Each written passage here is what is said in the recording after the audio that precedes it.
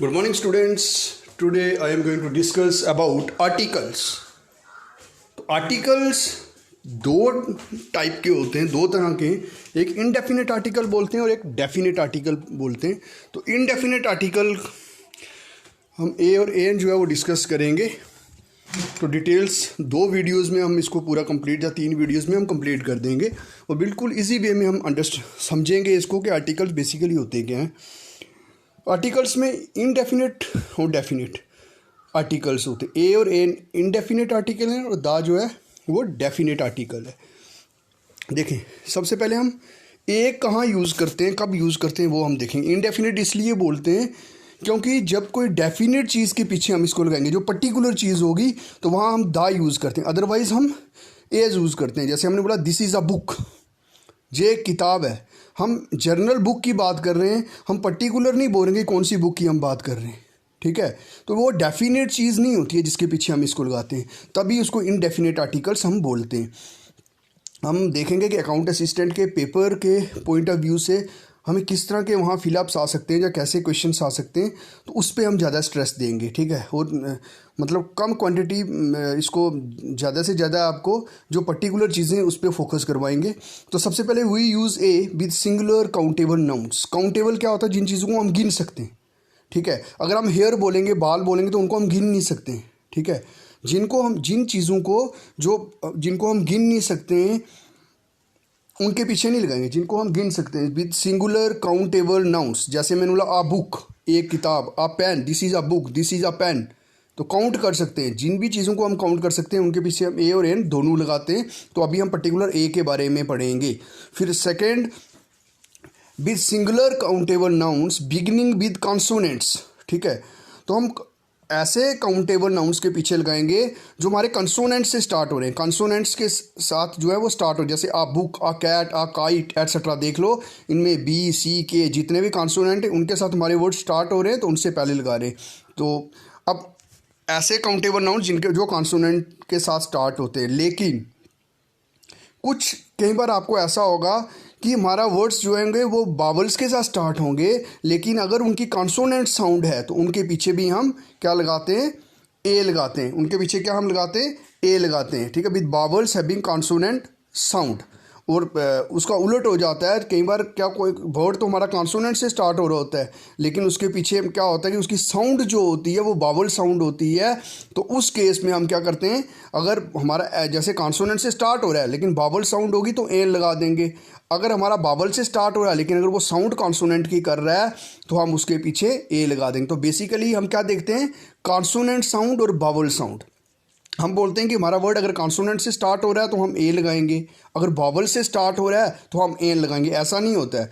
कुछ केसेस में क्या होता है कि हमारा बावल से स्टार्ट हो रहा होता है, लेकिन हम पीछे क्या लगा रहे होते हैं? हम पीछे उसके बावल से स्टार्ट हो रहा है लेकिन हम उसके जो ए लगा रहे होते हैं।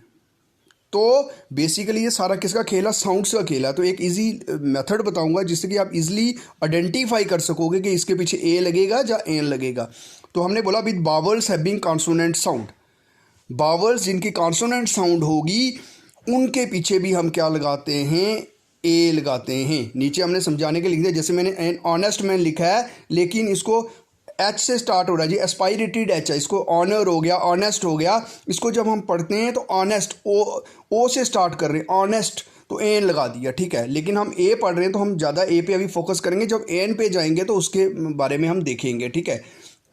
तो आज हम ए का ही पढ़ेंगे, ठीक है। तो ए हमने बोला विद कॉन्सोनेंट्स। जैसे हमने यूनिवर्सिटी, देखो यू से वर्ड हमारा स्टार्ट हो रहा है, यूनिवर्सिटी में यू से स्टार्ट हो रहा है, जो कि एक कौन सा है? जो हमारा एक बावल है। लेकिन यहाँ पे जब इसको हम प्रोनाउंस करेंगे, जब इसको हम बोलते हैं तो हमारी कॉन्सोनेंट साउंड आती है, यूनिवर्सिटी, ठीक है।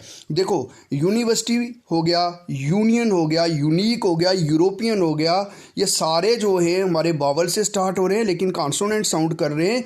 तो उस केस में हम क्या करेंगे?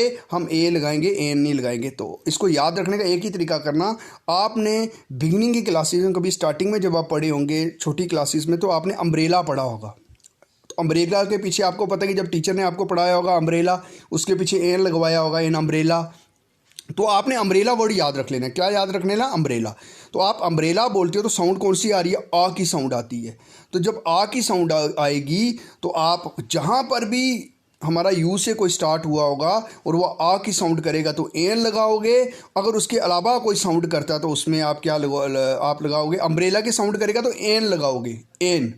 और उसके अलावा जो साउंड होती है वहाँ पे आप क्या लगाओगे, जैसे यू की साउंड अपनी साउंड कर रहा है, यू की साउंड आ रही है तो ए लगाओगे। आपने अम्ब्रेला वर्ड याद रखा तो बस उससे आपकी प्रॉब्लम सॉल्व होगी। अम्ब्रेला में कौन सी साउंड आ रही है तो आप देख लोगे ए लगाता है। उसके अलावा जो साउंड्स आएंगी बेशक वो यू से स्टार्ट होगा, आप उसमें ए लगा दोगे। यूरोपियन है, यूनियन है, यूनिक है, यूनिवर्सिटी। आप हो सकता है आपको कुछ ऐसी ब्लैंक्स दे दे जिसमें ये आगे वर्ड्स लिखे हों तो आपने देख लेना है भाई वहाँ पे, और ये लिस्ट अगर वर्ड्स की याद रख सको। नहीं तो आपने अम्ब्रेला वर्ड बेसिक याद रखना, तो उसके अलावा आप ए लगा दोगे।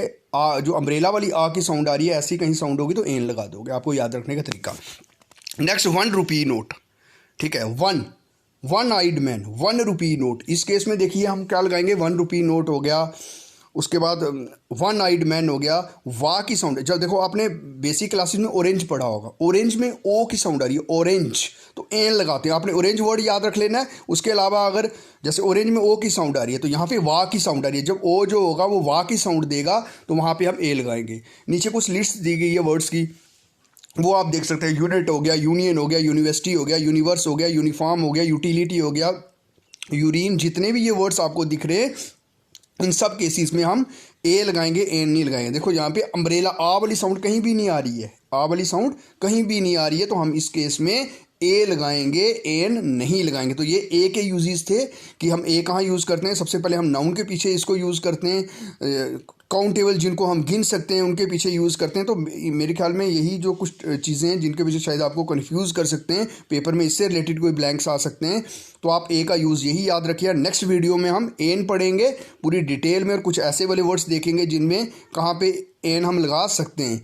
तो उसके साथ साथ फिर हम डेफिनेट आर्टिकल पढ़ेंगे। तो जितनी आपकी जो जनरल इंग्लिश की जो सेक्शंस हैं वो हम कंप्लीट कर देंगे कुछ डेज़ में, तो आप इसमें देखते रहें। उसके बाद हम पेपर्स भी डिस्कस करेंगे कि किस तरह के क्वेश्चंस आपको आ सकते हैं। ये आर्टिकल्स कंप्लीट करने के बाद आर्टिकल से रिलेटेड कैसे क्वेश्चन आ सकते हैं वो हम देखेंगे पेपर में, ठीक है। और पिछले पेपर्स भी देखेंगे, नेक्स्ट कैसे चीज़ें आ सकती हैं वो भी देखेंगे। तो लाइक और सब्सक्राइब कर देना। Thank you, have a nice day.